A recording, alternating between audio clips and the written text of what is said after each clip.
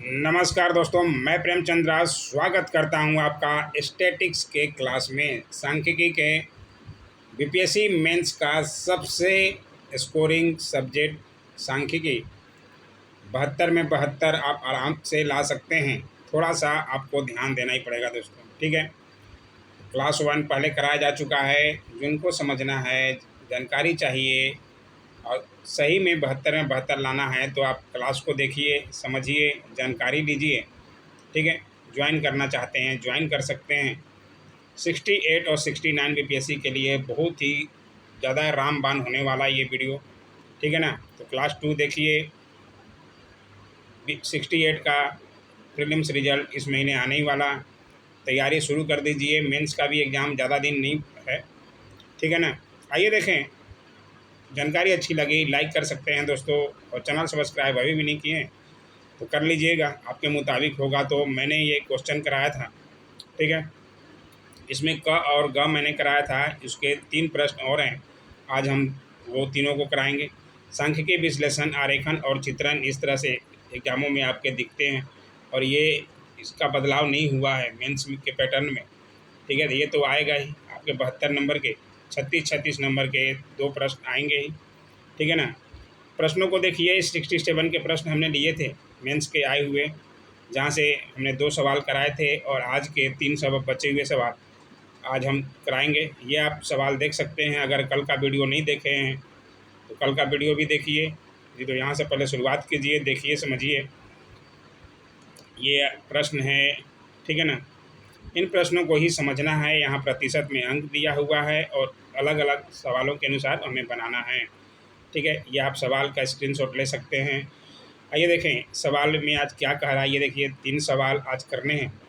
जानकारी अच्छी लगेगी लाइक और सब्सक्राइब जरूर कीजिएगा दोस्तों, लेकिन पूरा वीडियो ज़रूर देखिएगा, ठीक है। विनती है कि पूरा वीडियो तो देखिए तो सही, समझिए तो सही कि हमारा बताया हुआ आपको समझ में आ रहा है नहीं आ रहा, ठीक है ना। आइए देखें आज का ख प्रश्न हमने क और ग करा दिया था, ठीक है।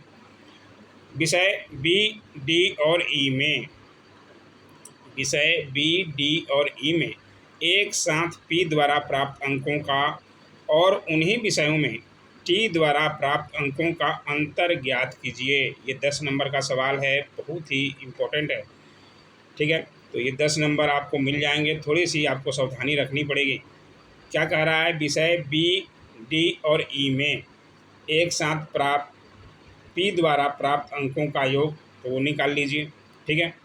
उसके बाद हम निकालेंगे टी द्वारा प्राप्त उन्हीं विषयों में। यहाँ पे आप देख सकते हैं बी, डी और ई, यहाँ देखकर समझ सकते हैं। बी, डी और ई में किसके द्वारा बोल रहा है, पी द्वारा प्राप्त। पी द्वारा ऊपर ही है।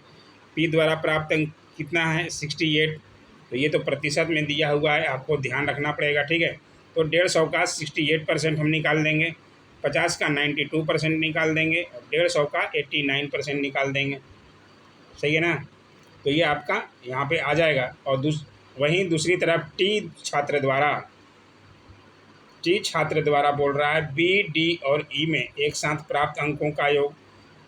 कहाँ है टी, तो टी है यहाँ पर, ठीक है। तो टी द्वारा बी द्वारा कितना, 150 का 75%, वहीं 150 का 68%, और ये आपका 69% 150 का।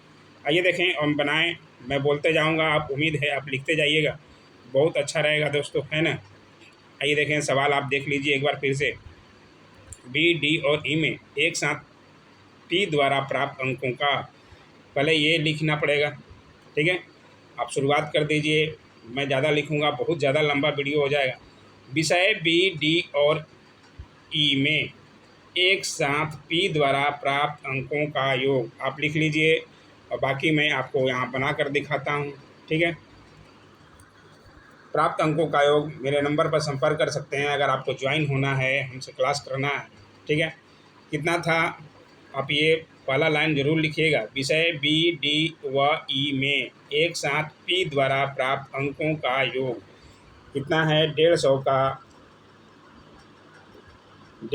का यहाँ पूरा बातों को लिखना पड़ेगा। 68%, तभी नंबर मिलेगा। जब तक आप पूरा नहीं लिखिएगा दोस्तों 50 का 92%, ठीक है, प्लस 150 का मैंने ऊपर दिखाया था अभी आपको 89%, ठीक है। अब इसको सोल्व करेंगे। 150 का 68%, यानी कि 150 इंटू 68/100, ठीक है। उम्मीद है आपको समझ में आ रहा होगा। और 50 इंटू 92/100 बहुत ही इजी रहता है। परसेंटेज औसत पे ही जो है स्टैटिक्स टिका हुआ है और आसानी से ला सकते हैं। अगर जो बच्चे मैथ वाले हैं वो तो लिख कर ही आएंगे, जो मैथ वाले नहीं हैं उनके लिए भी आसान है, ठीक है।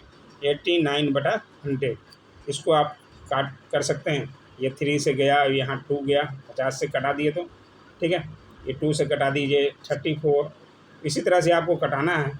कटाइएगा तो यहाँ पे आएगा आपको 102 प्लस 46 प्लस 133.5 इक्वल हो जाएगा कितना, 281.5, ठीक है।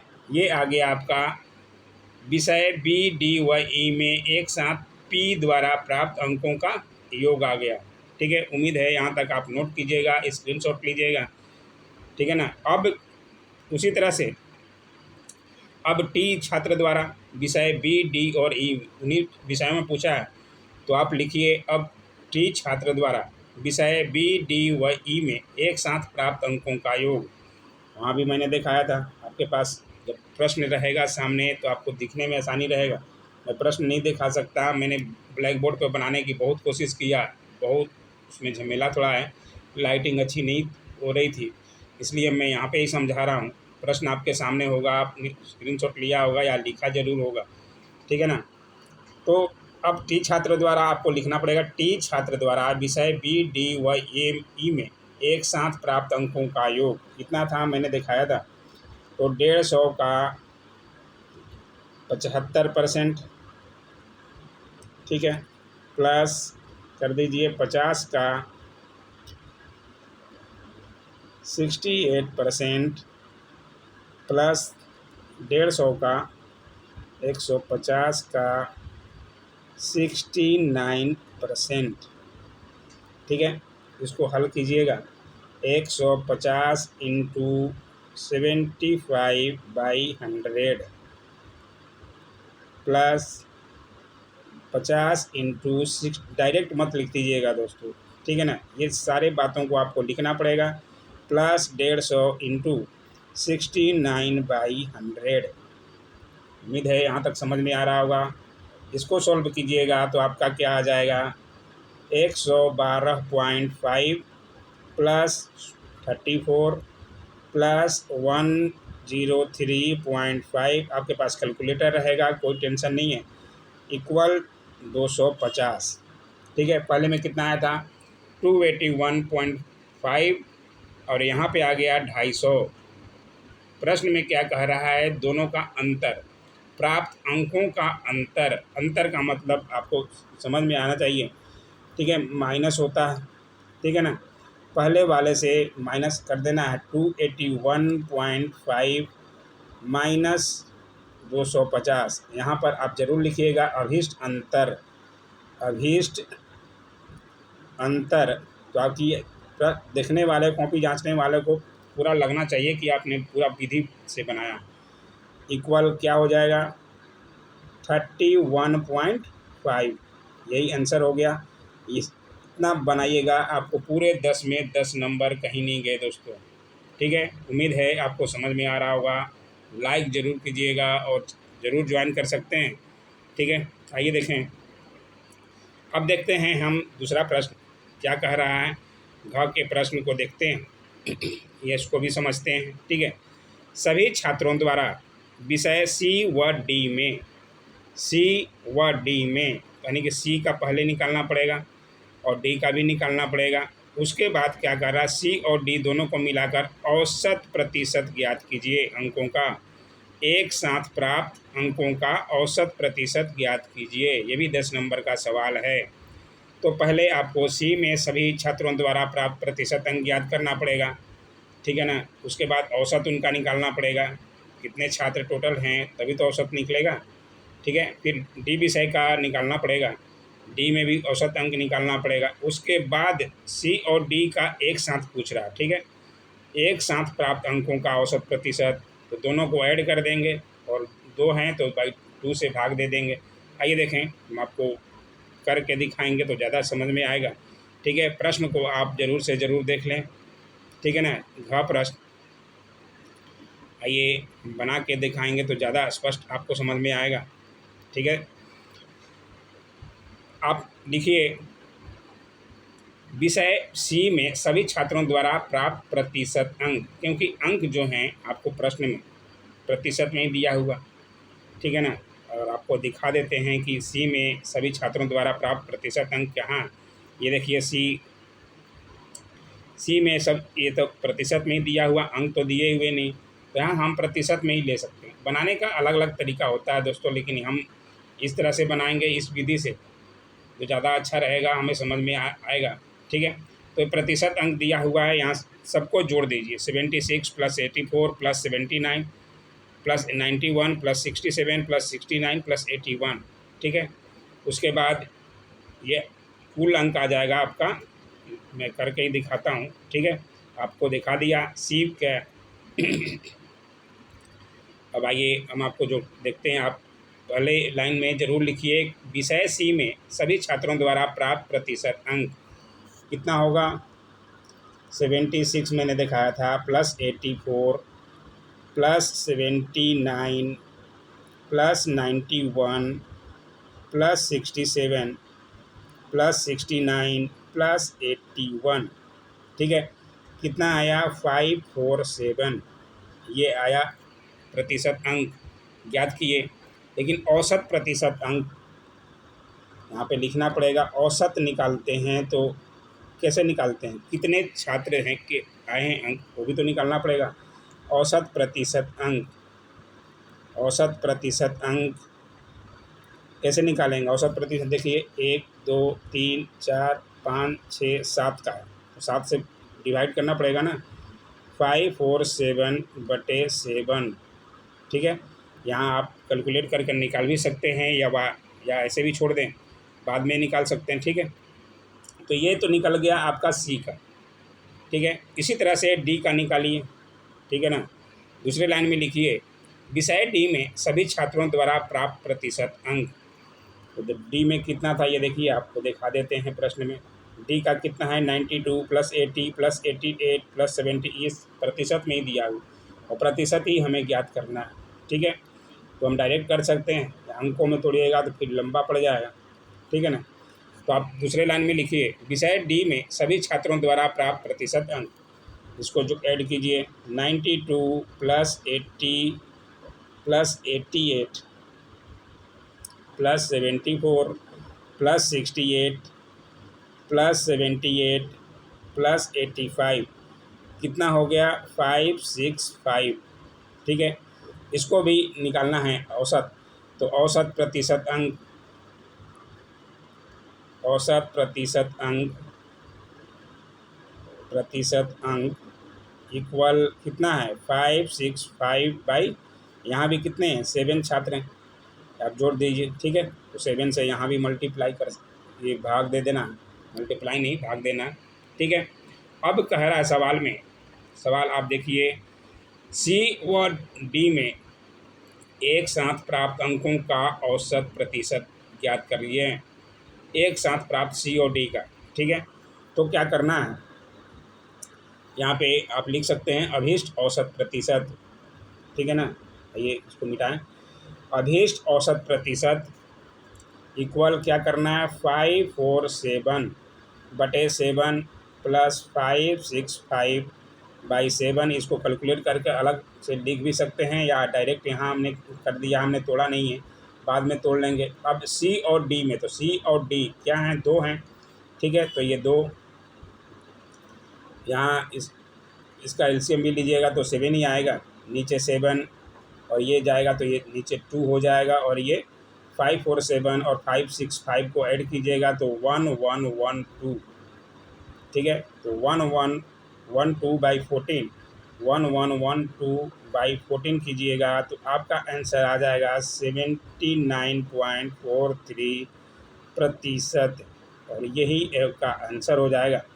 ठीक है, उम्मीद है जानकारी अच्छी लगी होगी।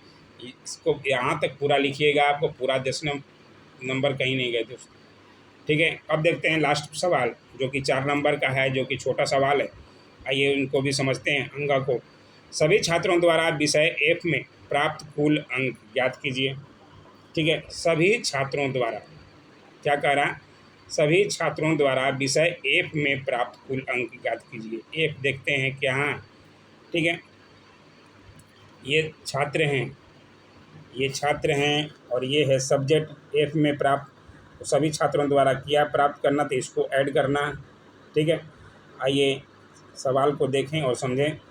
तो एफ द्वारा प्राप्त आप समझ सकते हैं, लास्ट वाला 75% में से कितना निकालना है, परसेंटेज में दिया हुआ है तो परसेंटेज, कुल अंक पूछा है यहाँ पे, परसेंटेज नहीं पूछ रहा। ठीक है, आइए यहीं आपको सवाल के सामने ही दिखा दें। ठीक है, सभी छात्रों द्वारा विषय एफ में प्राप्त कुल अंक ज्ञात कीजिए। तो कुल अंक एफ विषय आपको लिखना पड़ेगा। एफ विषय में सभी छात्रों द्वारा प्राप्त कुल अंक प्रतिशत में दिया हुआ था 75 का, यानी कि 75 का कितना कितना दिया है, 82 + 70 + 66 + 74 + 78 + 72 + 80, इसको ब्रैकेट में कर दीजिए, और परसेंटेज यानी कि 75 का दिया हुआ है परसेंटेज प्रश्न में को आपको लास्ट में सबसे देखिए। ठीक है, 75 का इतना इतना परसेंट ज्ञात किया, तो 75 का या इसको टोटल ऐड कीजिएगा तो 522 आ जाएगा। ठीक है, 522%। ठीक है, यहाँ तक समझ में आ रहा होगा, उम्मीद है। अब इसको हल कर दीजिए। 75 का 522% कितना होगा, तो इसको करेंगे तो 75 × 522/100। ठीक है ना, यहाँ तक तो उम्मीद है समझ में आ ही रहा होगा। ठीक है, इसको कैलकुलेट कीजिएगा तो आ जाएगा 391.5। ये होगा एफ द्वारा, सभी छात्रों द्वारा विषय एफ में प्राप्त कुल अंक इतना है, कुल अंक इतना प्राप्त किए हैं एफ द्वारा, और ये होगा आंसर। आपको 4 में 4 नंबर मिल जाएंगे। ऐसे ही बनते हैं दोस्तों। ठीक है ना, उम्मीद है आज का क्लास भी आपको समझ में आया होगा और जानकारी अच्छी लग रही होगी। आप हमारे नंबरों पर कर ज्वाइन कर सकते हैं, ज़्यादा फीस नहीं है। ठीक है, आप बात कर सकते हैं, समझ सकते हैं। बाकी यहाँ हमने PDF के लिए बना दिया है, ख घ और अंगा को आप देखकर आराम से समझ सकते हैं। PDF आपको टेलीग्राम पर मिल जाएगा। ठीक है, 1-2 दिन पहले वीडियो का एंजॉय लीजिए, समझिए, पहले वीडियो देख के कुछ सीखने की कोशिश कीजिए। ऐसे ही वीडियो के लिए लाइक, शेयर, कमेंट और सब्सक्राइब जरूर करें दोस्तों। Thanks for watching my YouTube channel.